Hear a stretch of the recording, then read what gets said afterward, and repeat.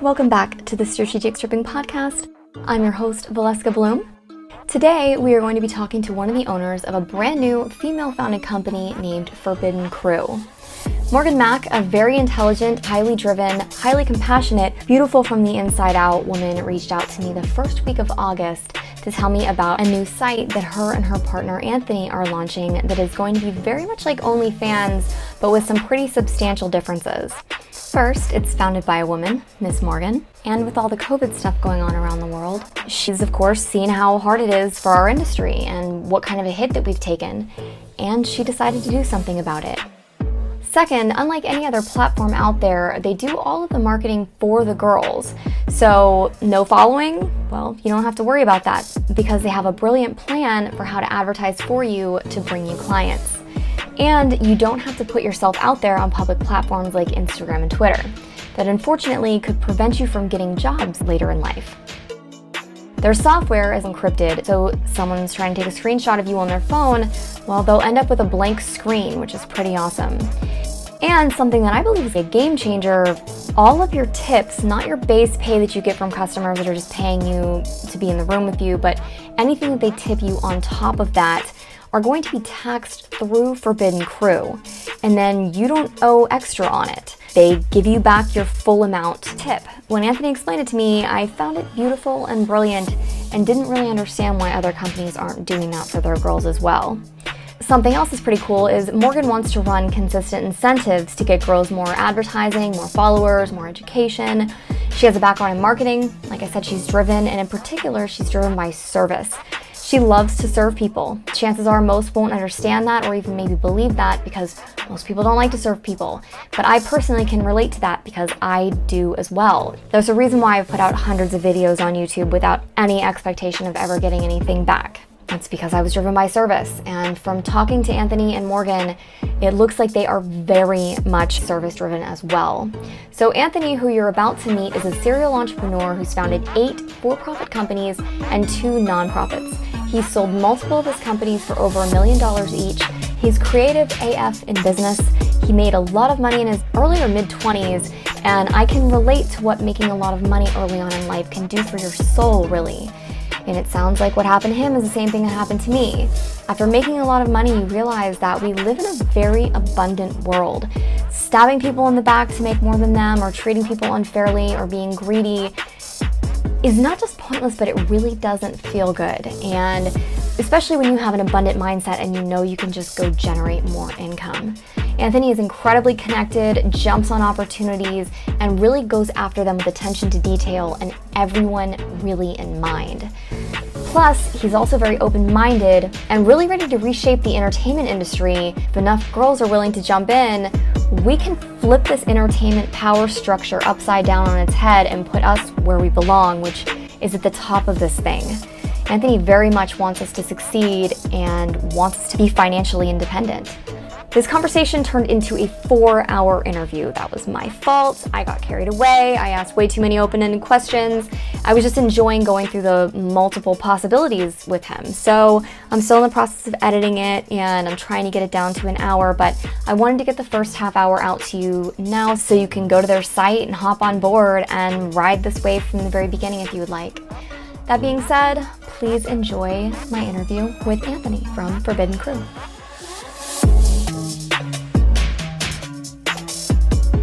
Anthony, first of all, welcome to the podcast. I can't tell you how much I admire and respect and adore what you and Morgan have come together and what you're creating here.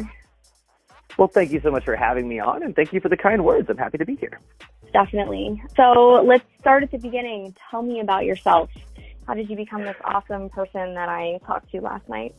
Well, once again, thanks for the kind words. I started out in the military. I got hurt in the military, and I got out. I received a medical retirement, and then I went to school, and I didn't really know what I wanted to do. So I just kind of started a few different companies. Just had a couple different irons in the fire, so to speak. First company was a security company. I saw a need for it in Panama City Beach. We had spring break, and it was still kind of off the chain, and there was just a lot of opportunity. Security companies in my town paying people $8 to $10 an hour to deal with hundreds and thousands of kids. And I was like, man, wow. And I'm talking, drunk kids.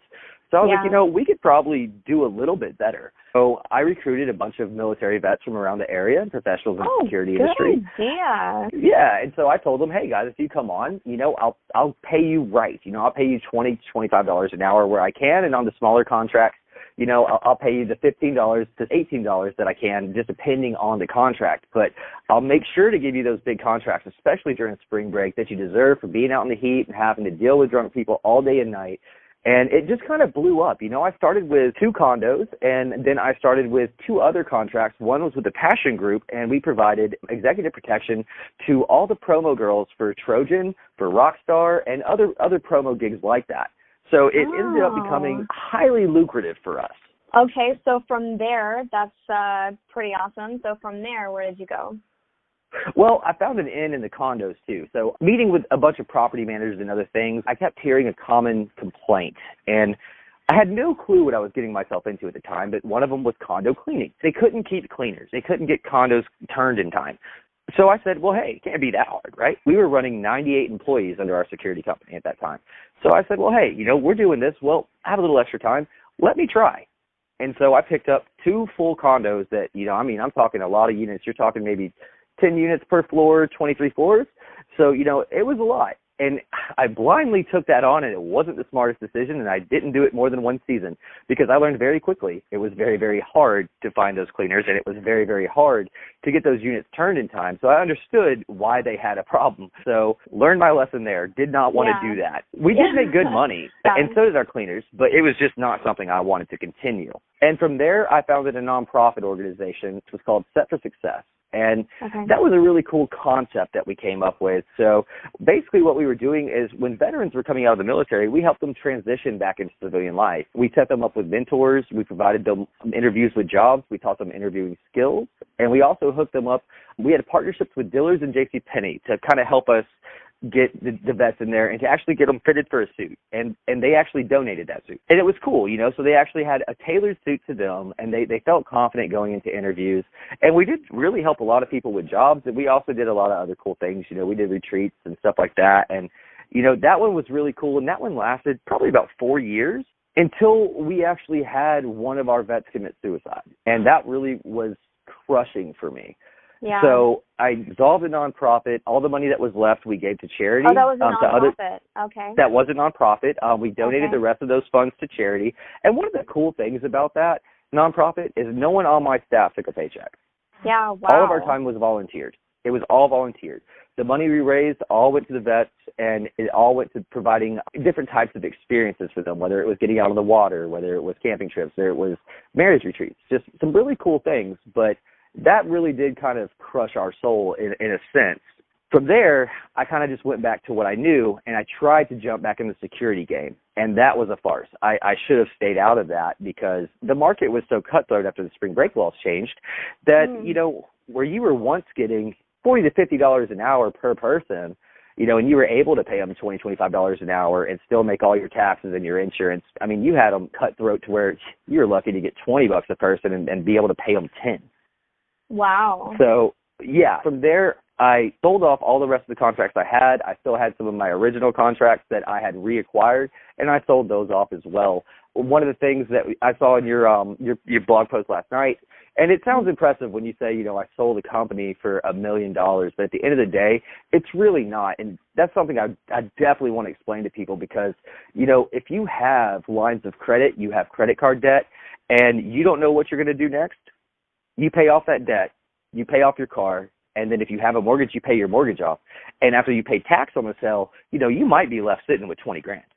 Right. So it's not like you're coming out saying, yeah, you made a good sale, you paid off all your debt, and you came out clean. So, you still made good money in the years that you had it, and you were running great. Yeah, it was great at those times where we were able to say that we were bringing in $500,000 a year net profit when we were grossing, a couple million. So, that was really cool to say, and it was nice to say that we had that large evaluation. But after the spring break laws did change, it wasn't a lot of money at the end of the day when you sold it just to break even and not have to worry about bills for a few months until you can figure out what you want to do next. Right. Well, I really really respect your transparency on that, and that completely makes sense. I've definitely heard that before, that very successful people be like, people always say, oh, what they want is to make $1 million, and like, they have no idea what else goes into that. Like, it's not like it's just like $1 million and you get to keep all of it. It's like $1 million and like $800,000 in expenses. So exactly, you have to buy equipment, you have to buy uniforms, you have to buy computers, you have to buy vehicles. I mean, there's a lot of different things that goes into it, and it's a lot of revolving credit that a lot of people don't see. So when they might sit there and see, oh, these guys have a lot of money because they're driving a new car, well, guess what? That new car in the company's name is a lease. Now, I might have bought a new car for my wife or my family, but the one for the company that's wrapped and has all the logos, that's a lease. People don't realize that, and that's something about business that I think a lot of people are kind of short-sighted on, and they think, oh, man, they have all this money. At the end of the day, they have a lot of bills. The more money you have, the more bills you have. So, because your lifestyle does change. We had our oldest child. We were pregnant with our second, and it's one of the mistakes I made because I was young and I was dumb and I wanted a big house on the water, and I went out and bought $400,000 house on the water. Whoa, where? Yeah, in Panama City Beach. It was in Bay Point. It was great. Beautiful, though. We had a dock we could like walk out on. We had blue crab traps out there. I mean, it was beautiful. Oh my God. But you're talking about 28, almost a little under 3,000 square foot, 2 adults, 1 child. That was way too much house for us. But that was one of the things that I learned very quickly in business, was that just because you have money doesn't mean that you should spend it. You don't have to be flashy. It's better to be humble and save your money and invest it properly. And that's definitely something I didn't do in my first business that was very successful, that I wish in retrospect that I would have.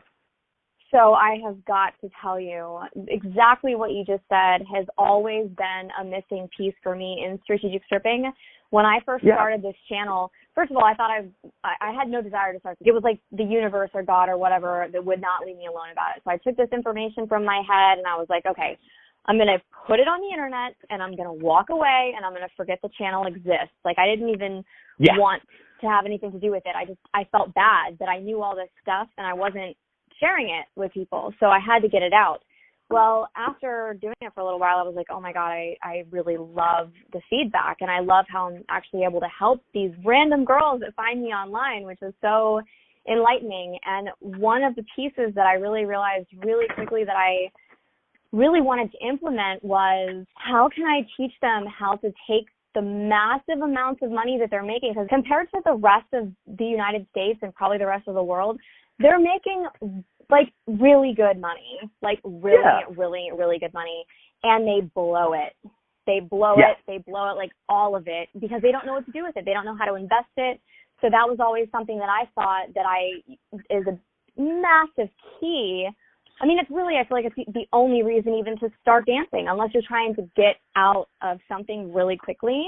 Besides that, if you're just going to waste your money on stupid stuff, I don't know. I don't know. I mean, I love the freedom. It's something that rich people call new money syndrome, okay? And I heard that a lot when I was coming up. I didn't understand. Keep new money syndrome for like a decade or more. I've always liked hanging out with older people because there's always a little bit of knowledge that they throw your way, even nonchalantly. And I always enjoyed that, People would tell me like, hey, you should be putting money in an IRA. You should be investing your money. You should be looking at stocks and bonds. And I'm like, oh, man, my money's not going anywhere. I'm good. Why would I put it in there? From there, really, I went back to security, but I did it in a different way. I started a company called Tier 1 Consulting. And what we started doing was more DoD contracting. So we took our military experience and we started working as a contracting and consulting firm overseas. And we also helped a lot of people here in the continental U.S. We went to Minnesota and we worked with a nonprofit, and we helped them because they were actually having someone within their nonprofit that was siphoning money out. And it was, they didn't know where the money was going, but it was actually the person that they had in charge. It was the director of that nonprofit that was siphoning the money out. And it was kind of crazy because, I'm not going to say the organization's name because I don't want to, I had to sign a disclosure with them. But what they were doing was they were working for economic prosperity in the African American community in Minneapolis. And what they were doing was combating loan sharking, payday loans. And so they had this really cool program where they gave people low interest rate loans, not quite micro loans. They're a little bit larger, but I mean, you could go in there and get $2,000 to help get caught up on your bills. And, you could pay minuscule amounts to repayment without, having to accrue so much interest, and I really thought it was a cool program. But once again, it did end up that the director at that time was actually intentionally bankrupting the organization and putting the money in her and her boyfriend's pocket. Oh my gosh, that's so crazy. Yeah, and that's one that I still own. We do still do consulting work. We don't do it full time anymore. Most of us are more or less retired. We have kids. When you say we, okay, so it is you and your wife. No, actually, that was me and two of my other military buddies that started that. My wife did give us a lot of support in that fact. She helped us find contracts. She helped us write out the contracts, which to procure a government contract, I mean, you need a technical writer. There was a lot to that. And doing it full-time was cool, but I had a family, and I didn't want to have to be overseas. I didn't want to have to be away from my family. Right. And I didn't want to send guys that had just gotten out of the military back overseas, away from their families. Yes, we made great money, but at the same time, it really wasn't worth it. You know, my oldest son, I think I missed most of the first 5 years of his life chasing business after business, you know.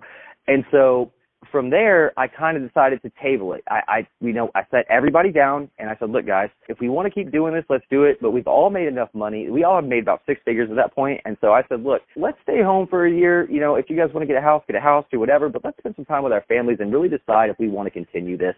And we can just do consulting if we want to, where we're not having to be overseas. I was like, you know, you could also invest in other business ventures, but try to own something. Try to have a little financial freedom, a little financial independence without having to keep going overseas. And so that's what we all kind of did. And from there, you know, I took about 6 months off, and I got back in touch with my family and enjoyed my kids. We got to enjoy, you know, my second son Brody's birth and spend time with them. They change so fast. They do. They really do. It's crazy. My oldest son is autistic, and for the first 5 years of his life, he didn't really speak a whole lot. But after that, you know, he just shot up like a weed, and he started talking. He had this really cool personality, and it was just great to have that time to kind of reconnect. I've got to say, just because we talked about this last night, and I'm such an advocate for this, but you mentioned that CBD was one of the things that really helped him to get better, to feel better, to talk. I think that's, oh my God, incredible. You know, and it was crazy because people looked at me like I was like the worst parent in the world. They're like, I can't believe you're giving your kid cannabis. And I was like, guys, it's CBD. I was like, it's proven to help. Like, in you know, the whole, we have a receptor site for it, for God's sake. Like, it's a part of it. So. Exactly. And it's a tincture that goes under their tongue. It doesn't get them high. You know, it literally helps them, and it relieves anxiety. And it was such a cool thing for him to be able to hear him not really be able to make full sentences, even with speech therapy and occupational therapy. But as soon as he was on CBD for about a week and he went to that next speech appointment, I mean, he was talking in full sentences. And, I mean, it'll bring a tear to your eyes as a parent. And, you know, it really did. It changed our lives, and it changed his for the better. And it's crazy to me that people don't see the benefits of it. Right. People don't see. I feel like for the most part, people are just really brainwashed. That's a huge part of the reason why I'm so thankful to be talking to you right now. The stuff that we talked about, the way that these different industries work, and people that are in charge of them, the owners of these companies and businesses, they can be such horrible people. Like, they really can. For example, please tell me again, you went and you pitched having cameras in a club, in multiple clubs, I think, and the owner said no. Well, you know, it was weird to me because, you know, I went to multiple clubs and I was doing some market research for Forbidden Crew, and, you know, I went out to a few of the clubs around here, the gentlemen's clubs, and, you know, with COVID, they're dead. You know, here you can't even drink on the premises. You know, if you want to have a beer, you have to go outside off property to have a beer. You know, That's so weird. It is, and I get like in some places it is like that because I know in Missouri it's like that at some places. But it was just weird to me, and so you know there was no one there. You know, it was me and 3 of my buddies, and there might have been 2 other people in the establishment outside of the dancers. And so I figured it was a great time to talk. So you know I was talking to the bar manager, and you know then the one of the managers of the club came over, and I was like, hey guys, I was like, you know, I just have an idea that I'd love to pitch you. And I was like, you know, we'd love to put some 360 cameras in here and some 180 cameras and maybe give yourselves and your entertainers a chance to make a little extra money through a virtual experience during all this COVID stuff. And they're like, no, absolutely not. It's a privacy issue. And I was like, well, okay, you don't have to say who their names or anything else like that. We just like to offer that. And they can still use their stage names. And no one has to know their identities. And I was like, hell, if you want them to have a mask, they can wear a mask, and to better protect their identity. And they were just like, no, you're not going to do that. And I was like, well, your dancers have a chance to make more money. I was like, you guys can still make some revenue. And they were like, absolutely not. It's not worth it to us. And I was like, okay, well, what about your entertainers? What about them? That was their exact answer. What about them? Right. It was just amazing to me that an industry that revolves around women does not care about them. It just really shocked me. And I was like, man, without these girls, you don't make any money. If you look at their business model, 30% of their revenue comes from alcohol. The rest comes from the dancers. Which is super not a surprise to me. I mean, at a lot of clubs, I've worked at quite a few clubs that you are supposed to say yes if a customer asks you if you want a drink, even if you don't want one. So if I don't want this guy to spend $10 on me for a drink, I would just rather the money in a dance. I still am supposed to say yes to him. That's so crazy. And I don't like the fact that it contributes to alcoholism, that that it contributes to addiction and everything else. I mean, at some point, you can look at a lot of those girls' faces, even when they're slightly faded, and they just look miserable. I would hate to be miserable going to work every day, especially with such a high earning potential. That tells you there's something else going on. And you would think a good owner would address that and would want their contractors in there to be happy, because that would be bringing in more money, not just for the girls, but for the establishment. You would think. That makes sense. It didn't make sense to me at all the way that it worked. And, and then we went across town to a completely different establishment that had just had their liquor license pulled, and was not supposed to be serving drinks. They were charging a $50 cover. And once you got in, you could drink all you wanted for free. I've heard of something. I have a friend that works, I have an acquaintance that works at a club in Pennsylvania, and that's exactly how they do it. And they're the only place open after 3, I think, that sells alcohol. They stay up until 5, but it's basically like they call it a membership, and when you come in, you can drink as much as you want. This was not even a membership. It was, give me $50 at the door. Hey, we don't have an alcohol license, a liquor license, so you're not supposed to be drinking here, so don't say anything. Oh my gosh. No flash photography, which is standard. No flash photography, no cameras, no nothing, no Snapchat, which I get that. Yeah. I get that for privacy purposes. But at the same time, I pitched them the same thing. Hey, man, we'd love to put some 180 and 360 cameras in here and give these, girls an opportunity to make more money. Oh, no, we can't do that because it'll show all the violations that we have, So obviously they're doing all the wrong things.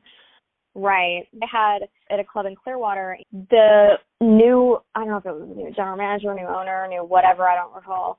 I was told that we did not have to wear full backs anymore, that we could wear T-backs. So everybody started wearing them. And then I come to find out, no, he was just lying because he wanted more clients. And we all could have gone to jail for that if a cop had walked in. Well, you see, with this particular club, they weren't even allowed to be a full strip club. They were actually sanctioned as a bikini bar. So you were not supposed to show anything. And they were letting girls up on stage doing their rotations that were damn near nude. If the cops would have walked in, those girls would have gone to jail. If you would have seen that bartender behind the bar slinging drinks, that bartender would have gone to jail. Do you think they would have come bailed him out?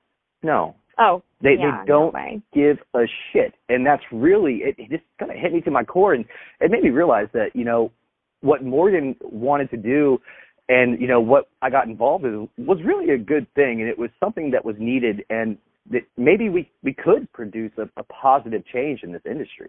Yeah. I mean, absolutely. And that's actually something I told Morgan earlier, that I'm actually really thankful for, that you guys haven't been in the industry, because you're not jaded like the rest of us that have been in it for a long time. Like, we talked about standards last night. Like, they need to be, the current ones that are in place just need to be burned to the ground, and new ones need to be rebuilt and raised a lot higher, because what's in place now is just awful. And I know there can't be a single girl out there that's listening to this that would think, yeah, no, they're fine, because they're not. I mean, can't believe all the stuff that I've dealt with. And from traveling, I've traveled to tons of different clubs around the United States, and it's pretty much the same everywhere. Everywhere's got stupid laws, and that's not necessarily the club's fault. The stupid rules are the club's fault. The laws, those are, in place that no one, well, I don't know, maybe all that can be changed. The whole system in general needs to be burnt to the ground, I'm pretty sure. But well, I think that's in any industry. If you're actually going to go through and you want to have a positive impact and you want to create change, I think you have to burn it to the ground and start over. Yeah. And that's one of the unique things that COVID has done for us. Now, we're taking an unfortunate situation and we're using it to kind of revamp an industry while we have the opportunity. Right. Now, it may not last forever, but if we can get this positive change out there and enough of these girls can see this, well, then they can start to demand it. Exactly. Yeah. And exactly. I think that's what's important, because if we can show that the business model works, then there's no reason it can't work for any club out there. Yeah, I had so many different, based on our conversation last night, I'm trying to figure out how to navigate which way to go, like which will be better to go in which line. But let me go ahead and ask, because this was my very first question for you, how is this different from a porn site? Well, the difference really is, for us, is we offer studios, okay? That's something that OnlyFans, no one else offers. So when you told me this last night, I was confused by what a studio was. Okay, so basically the way the studios work, and this is something that's really cool about our software, is a studio is basically a club, so to speak, okay? So if, say, you're in Miami and you have, say, 10 to 20 girls that you know and trust, and you guys already have regulars, and they're, high ballers, high rollers. They're going to come in, they're going to spend money, and you know that. You can buy a studio from us.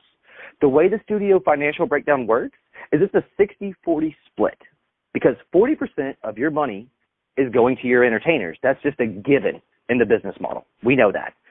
So the 60% of the studio owner, and there could be multiple owners. You could all actually technically be owners and split that cost. So what we do as a company is we charge 30%. Reason being is that our processing fee is 9%, so we round that up 1%. So we'll just set that aside at 10, okay? The other 20 is our cut for providing you the platform, and that also pays our server fees. So in a sense, we're paying your processing fees if you own a studio. And we're paying your server fees. You're basically just paying us off that. But you're still making 30% off every single one of your girls as an owner. So you're technically owning your own club, but you're doing it virtually. You're doing it online. So it's the same stakes that we make off our platform. You know what I mean? Off the Forbidden Crew Studio, we make the same thing. We're giving you the opportunity to make the same amount of money that we do. We're giving you the opportunity for financial independence, financial freedom. You can own your own club online. You can do it with your friends. And the best part about it is you get your privacy back. You don't have to advertise on your social media, on your own personal social media. We advertise for you. So you guys advertise for studios as well? Yes, we do. Wow. We will offer them packages. Now, the initial package for when they buy it obviously comes with advertising. If they feel that they need more advertising, they need advanced SEO, they want to get it out there further to where you're popping up on Google searches under your own company name, I mean, that's a different package. But it's not a lot more. You're talking maybe 5% more. And that's literally just covers the cost. We're not trying to make money off these girls that want to go out and own their own business. If you want to own it, we want to give you the chance. It's covering our costs, and either way, we're making money off ads that are scrolling across your screen. So there's no need for us to be greedy. There's no need for us to be greedy. And we're not going to do that. That's something that Morgan and I agree on 110%. For our site, for Forbidden Crew Studio, now we're not going to allow pornography. Okay? Mm-hmm. We want everything to be a little bit more classy, a little bit more tasteful, and we want to show all of these girls that if they kind of follow the formula that we've set in place, that they can have a higher earning potential and that they can actually bring in a different clientele, so to speak. Okay? Yeah. Now, if the girls so choose to buy a studio and rent that space, I mean, they can do what they want in it. This is America. I'm not going to tell you what you can and can't do, but you cannot do it under our name. Okay? So at the end of the day, we are offering these girls the same opportunity as us. And if if you're having a slow week and you want to jump back into the Forbidden Crew studio, we're happy to have you. We're happy to have you back.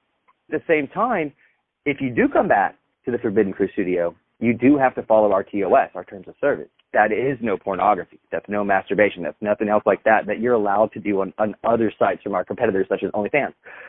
That's something we want to stay away from. But once again, if you own a studio, we're not going to tell you how to run it. So something that crossed my mind is there's a lot of money in fetishes. So girls that are really into that market, I would think that would be, especially if they knew a lot of other girls that did fetish work, that would be a great option for them to get a studio and to have their own, whatever type of niche it is. I read an article the other day. It was very interesting to me. So there is a girl, I cannot remember her name, and she is on OnlyFans, and she identifies as a cat, and she pretends to be a cat. But this girl's making money. I mean, this girl's making over $100,000 a year doing this. But you're right. It's a fetish. It's something that I don't quite understand. Anthony, I got to go. I'm going to go turn into a cat. You know what I mean? It just blew my mind. But, the one thing that COVID is bringing out is it's showing people's kinks. It really is. Yeah. And, and there's nothing, dude, this has been around forever. So I'm not going to say that I disagree with it. Now, and I will get this out in the air, I have been very vocal about disagreeing with OnlyFans and the way that they do business. And the only reason I say that, and once again, like I've said before, I'm just going to reiterate, I have no issue with how anyone makes their money, none whatsoever. But when you have to give up your privacy, you have to put your business out there on your own personal social media and everything else, it's an issue to me. Because it's not right. These companies can do that for you. You can have your privacy. I have seen women turn down for jobs simply because they had an advertisement for their OnlyFans. And I'll tell you this, if you don't have OnlyFans, you cannot see what they do on that page. But guess what? They've been turned down for jobs that they're more than qualified for simply because they're on a website and people feel some type of way about that. I don't agree with that. That is wrong. You should not do that to a person. That's why I don't agree with that platform. I also don't agree with the fact that they tax their tips. In what world do your tips get taxed? I mean, think about it as if you are a server or you're a bartender. Guess what? At the end of the night, you get all your credit card tips cash. You know why? Because the company 1099s themselves for those tips. Because it's a write-off for that company. Yes, it's a write-off for that company. That's why you get those credit card tips at the end of the night and they're not on a formal paycheck. The company's writing that off. So for companies that are as large as OnlyFans that have an evaluation of $900 million, why are you taxing these girls on a $40 tip? What is wrong with you? In what world is that right? So the fact that it's a write-off is fascinating. I had no idea. It is. You just 1099 yourself. The reason it's a write-off, because if you look and see how much you owe in tax, so it does show up as a tax debt. I'm 1099 on that. I owe that. Well, guess what? At the end of the year, before October 1st, I can just go buy a vehicle. I can go buy something and write off that amount of money. So it's not a big deal to a company. I could purchase a piece of property. I could do so many things with it. I could buy an office space. So why is a company that's making $900 million taxing girls on $40 tips? What sense does that make? You're already taxing them on what they make in your main platform. Why are you taxing them on what they do in private? I don't understand the greed of that. Maybe they're taking the money, according to that post that I sent you guys last night. Maybe that's what that's about. Maybe they're... Well, that's another thing. And, I will never speak ill of a competitor that is trying to make it the legal way. But if you're evading taxes, I will say this for them. But when you scale as quickly as they did, sometimes it is hard to keep up with the finances if you don't have great CPAs. And you don't have great lawyers, especially when you have girls working all over the world like they do. They're based out of the UK. A lot of people don't know that. So it is hard for them because they have to pay taxes in the U.S., they have to pay taxes in the U.K., they have to pay taxes in Canada. I mean, so you do have to have, it is confusing. So you have to have professionals doing that. And if you go through their corporate structure, you never once see a CFO. You never once see a CPA. Nowhere in the corporate structure is there one. I have to say, when we were talking yesterday, you said when we were talking about, okay, let's say we made $5 million. So what would you do with the tax write-off? And you were like, well, we could go in and we could start doing things that could really support these girls, being like, get a piece of property and actually help house them, because that's one of the main reasons why I believe girls in general become sex workers, is because of a living situation. Every company, every single for-profit company is allowed to donate X amount of dollars to a nonprofit every single year. Really? Every single one. Yes, and they all do it. They all do it because they want that max tax write-off, want that deduction. If you're making that amount of money, then why would you not put that to a nonprofit? And if you are in this industry and you want to create a positive change in this industry, why would you not buy a piece of property? Right. Why would you not buy multiple parcels of property in big cities where this is an issue? Why would you not have social workers working with you? Why would you not have psychologists working with you? Why would you not have girls that got off the street working with you that can relate to these girls, that can help them? Why would you not have addiction specialists? Why would you not give these girls a safe place to sleep and a chance at a better life? I just don't understand why people wouldn't do it. Now, I understand nonprofits a little bit better than most, having founded two,